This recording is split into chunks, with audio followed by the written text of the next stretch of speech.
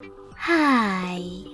In front of me is ZTE AXON 20, and today I would like to show you how you can switch on or off automatic screen rotation on this ZTE.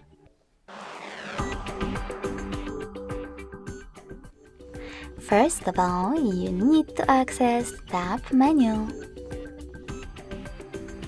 Now look for Autorotate icon, and when you find it, click on it. As you can see, mine is blue. That means that Autorotation is enabled, but you can always disable it by tapping on the same one again.